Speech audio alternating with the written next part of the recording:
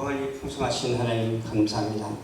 거룩한 성주일 찬양 예배를 통해서 영광을 받으시고 우리에게는 은혜와 사랑과 기쁨이 되게 하옵소서. 비록 적은 수가 모여서 예배를 드린다 할지라도 주님께서 함께하여 주시옵소서. 저 세 사람이 있는 곳에 내가 너희와 함께 하신다는 말씀을 우리가 묵념하면서 믿고 간구하고 부르짖을 때 교회에 부흥하는 놀라운 역사가 있게 될 줄 믿습니다. 말씀 증거할 때 주의 성령이 함께하여 주시옵시고 말씀이 우리의 실천이 될 수 있도록 도와주시옵시고 상급이 되게 하옵소서. 감사드리며 예수님 이름으로 기도하옵나이다. 아멘. 본문 말씀을 중심으로 해서 외적인 동기, 내적인 동기 유발이라는 말씀으로 은혜를 나누고자 합니다. 세계 2차 대전 유럽인들이 유대인을 보면은 돼지라고 이렇게 놀려댔다고 해요. 돼지라고 놀려댔어요.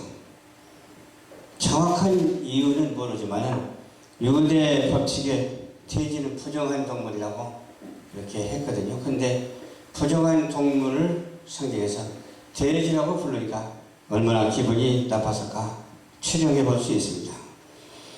어느 한 유대인이 자신을 향해 돼지라고 놀리는 독일인에게 자신을 놀릴 때마다 10마르크를 주기 시작했어요. 놀리는 사람마다 돈을 줘서. 그러니 사람들이 이에 더 신이 나서 놀려야 되는 거예요. 돼지라고. 더 신이 나서 놀려야 되면 신이 나는 대로 10마르크를 돈을 주었어요. 그런데 얼마 시간이 지난 후에 유대인들은 자신을 놀리는 사람에게 1마르크로 이전에 주는 거는 달리 그냥 조금밖에 안 주는 거예요. 그러니 유대인들을 놀리던 사람들이 반으로 줄었어요. 반으로 줄였으니까 반은 또 놀려야 된다는 얘기죠.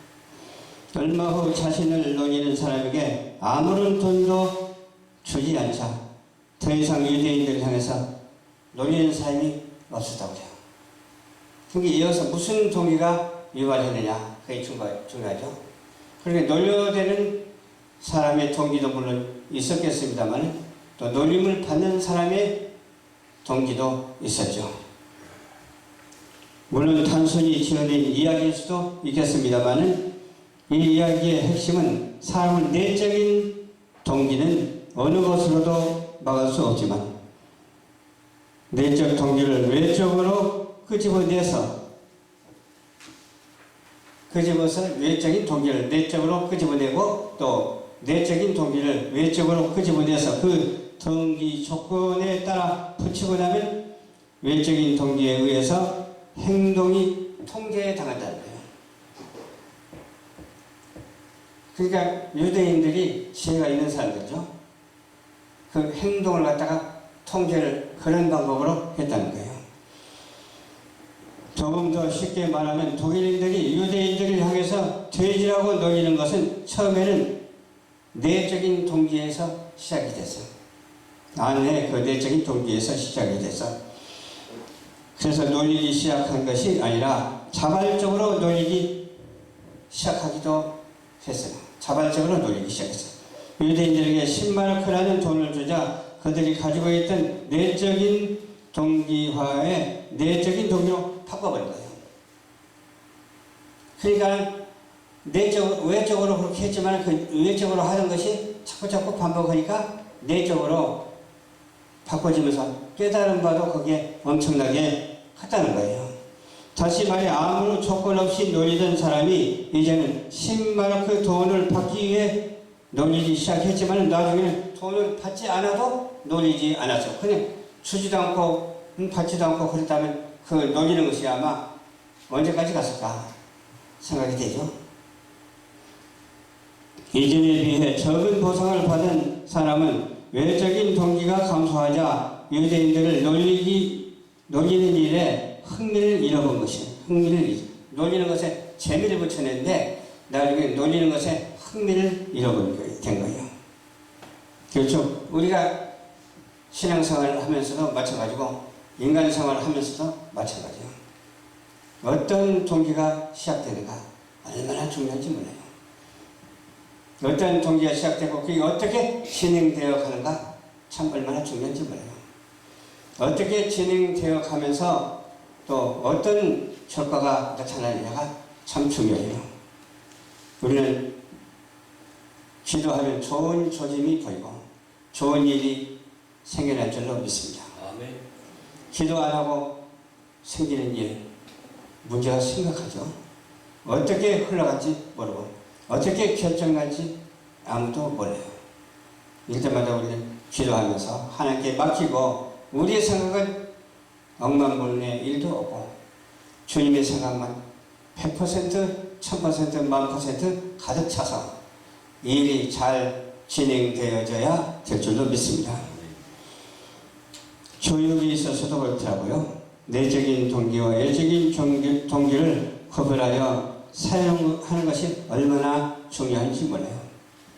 아이들의 교육에서도 그렇고 어디나 다 마찬가지고 어른들의 교육에서도 다 마찬가지예요. 그 동기가 어디에서 출발하는가 생각을 해봐야 돼요. 그리고 어떻게 진행되어져 가는가 생각을 해봐야 돼요. 생각을 해서 생각의 결정이 안 날 때는 하나님께 맡겨야죠. 생각의 결정은 하나님께서 이미 주셨지만 안 날 때는 맡기라 그 말이죠. 우리가 결정하는 것은 그 또한 억만분의 일도 없기 때문에 그렇습니다. 우리가 결정할 사항이 아니고 우리가 처리할 사항이 아니기 때문에 주님께 온전히 맡기면 동기가 생기고 그 동기가 생겨서 진행되게 되고 또 진행이 잘 돼서 결과가 아름답게 복되게 나타나게 되는 것이죠. 예를 들어 한 학생이 그림 그리는 것이 좋아서 그림을 그렸는데 이에 대해 잘 그렸다고 상을 준다면 그 나중에 상 받기 위해 그림을 그리고 또 거기에 그냥 열심을 낼 것입니다. 상 받기 위해서 그림을 그리면 되겠어요? 근데 대부분 사람들은 상 받기 위해서 그림을 그리는 사람도 있잖아요. 이 그림이 잘 그려지게 돼가지고서 또 믿음의 영향이 되는 그런 그림이었으면 좋겠습니다. 예를 들어서 오병 이어의 그림 같은 거 얼마나 좋아요. 산상수훈의 그림 같은 건 얼마나 좋아요. 이렇게 홍해가 갈라지는 그림도 얼마나 좋아요. 그렇죠. 그런 하나님 앞에 드리는 그림의 선구자적 역할을 감당해야 되겠죠. 누군가가 그림을 이렇게 막 보내주고 그러잖아요. 그러면 은혜를 받아요. 아, 이런 그림도 있구나 하고 은혜를 받아요. 그럼 왜 이 그림을 보내줬는가? 그것을 생각해 봐야 되겠죠. 서로 사귐이 있고 섬기고 나누고 정말 오직 주님 안에서 주님의 뜻대로 살자는 그런 의미에서 보내잖아요. 그런 의미에서 보낼 때 우리가 잘 보고 잘 생각하고 잘 말해서 좋은 그런 섬김의 나눔의 관계가 유지되는 모습을 바라볼 수가 있습니다. 내적인 동기, 외적인 동기, 문제, 신앙에 적용되죠. 다 이런 것들이 신앙에 적용되지 않는 것은 없어요. 우리에게는 그렇다 그 말이에요. 신앙인이 아닌 사람은 좀 다르겠습니다만 우리 신앙인들은 무엇을 하든지 다 주님을 위해서 하잖아요. 무슨 일이 있든지 주님의 일을 하잖아.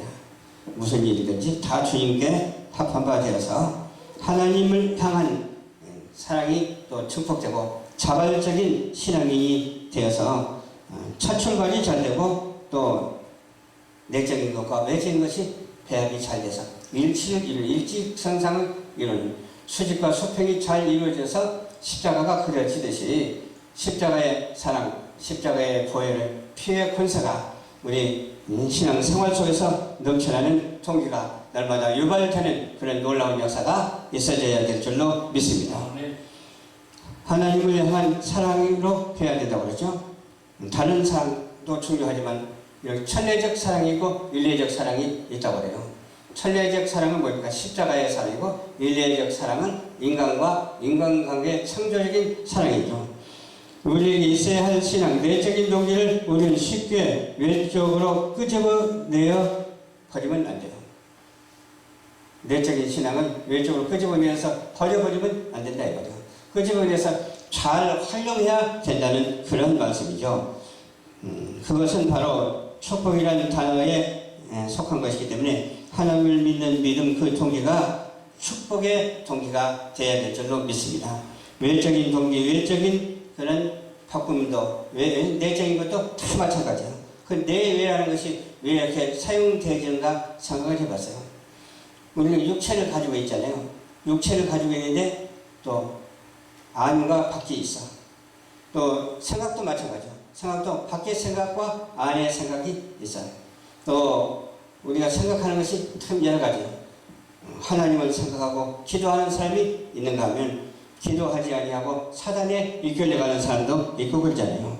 삶의 축복이 아닌 것은 고난이 찾아오기 때문에 삶의 축복이 돼서 고난이 찾아온다 할지라도 그 고난의 동기가 축복으로 이어져서 승승장구하는 그런 놀라운 역사가 있어야 될 줄로 믿습니다. 아멘. 이렇게 동기를 말하니까 동기 하다가 끝날 것 같아요. 제목이 동기잖아. 동기가 유발돼야 되잖아요. 그래서 지금 오늘 또 아침부터 대화를 나눴습니다. 이 아침부터 대화를 나눈 이 동기가 어디로 흘러가는가 감을 잡아봤어요. 감을 잡아보니까 긍정적으로 평가할 수 있고 부정적으로도 평가할 수가 있어요. 그러나 우리는 예수를 믿는 사람이고 기도하는 사람이기 때문에 긍정적으로 평가해서 앞으로 좋은 일이 있게 될 줄로 믿습니다. 아멘. 앞으로 좋은 일이 있게 되는데 기왕이면 이곳에서 좋은 일이 있었으면 좋겠습니다. 열방전파교회에서 좋은 일이 있었으면 좋겠어요. 이동하지 않냐고 이 자체가 그 축복의 장소가 되었으면 좋겠습니다. 이 장소가 교회 열방전파교회의 장소가 축복의 장소가 정말 영혼 구원하는 놀라운 역사가 있어야 되겠고 또 정말 주님의 사랑이 넘치는 그런 아름답고 축복된 교회가 되어야 될 줄로 믿습니다. 하나님이 인간을 향한 사랑은 철저한 무슨 동기가 될까요? 철저한 내적인 동기예요. 내면의 세계에서 우리는 더 열심히 일을 해야 돼요. 외면의 세계보다도 내면의 세계에서 더 열심히 일을 해야 된다니까요. 그러니까 신앙적인 동기가 유발되어야 된다 그 말이에요. 비신앙적인 그런 일에는 참여하지 아니하고 오직 신앙적인 일에 참여해서 모두가 합력하여 선을 이루는 아름답고 복된 그런 동기가 유발되어야 된다는 것이죠. 하나님의 인간을 향한 사랑은 철저하죠. 또 오늘날 우리의 신앙은 과연 어떤 동기가 시작되고 있는가 생각을 해봐야 돼요. 한 번쯤 고민해 볼 필요성도 있어요. 근데 어떻게 해야 순수할까? 순수하지 못하면 하나님께서 싫어하시잖아요. 그래서 찬양을 불러도 마찬가지. 찬양을 불러도 순수한 찬양이지 그냥 글씨를 보고 그냥 박자 맞추고 또 곡조대로 그렇게 하는 찬양이지. 그걸 생각을 해봐야 돼요. 근데 어떤 때는 그래요. 영적인 찬양이 있는가 하면 영적이지 못한 찬양도 있더라고요. 곡조를 잘 맞추고 기교를 부린다고 해서 좋은 것이 아니라 좀 못하더라도 하나님 앞에 중심을 바로 드릴 때에 하나님께서는 그 찬양을 받으시거든요. 기도도 그런 것 같아요. 저는 기도를 많이 솔직히 못하는 정확한 기도를 하나님께 하고 있거든요. 그런데 그 정확한 기도를 들어주시려는 그 믿음을 가지고 있어요. 그 기도의 동기가 날마다 하나님 앞에 드려져서 끊임없이 지식됨으로 인해서 사명을 감당하는 우리 열방전파교회 성도가 되어야 되고 우리 교회뿐이겠습니까? 모든 세상에 있는 많은 교회들이 그와 같이 정말 하나님께 영광을 돌리고 말세의 징조를 나타내는 것이 아니라 말세의 징조 가운데서도 어때요? 하나님의 은혜의 징조가 나타나고 축복의 징조가 나타나는 그러한 동기 유발이 날마다 내적으로 생겨나고 외적으로도 일치가 되어서 하나님께 영광을 돌리는 그런 우리 모두가 되었으면 좋겠다는 말씀을 드리면서 메시지를 마칩니다. 사랑과 은혜가 풍성하신 하나님 감사합니다. 오늘도 주님께서 인도하여 주셔서 이렇게 말씀을 증거했습니다. 증거된 말씀에 복이 되게 하여 주시옵시고 말씀을 중심을 한 말씀이 되게 하옵소서. 주님을 떠나서는 우리가 한시도 살아갈 수가 없습니다. 물고기가 물을 떠나서 살 수 없듯이 우리 인생이 주님을 떠나서는 살 수 없도록 되어 있는데 주여 살아있는 것 같으나 사망한 사람들이 너무 많습니다. 죽은 자 같으나 살아서 움직이는 사람들이 많습니다. 주여 오직 우리는 사나 죽으나 주님의 영광을 위해서 살고 사나 죽으나 주님의 사명만 감당하는 우리 모두가 한 사람도 빠짐없이 다 되시기를 주님 이름으로 기도합니다. 아멘.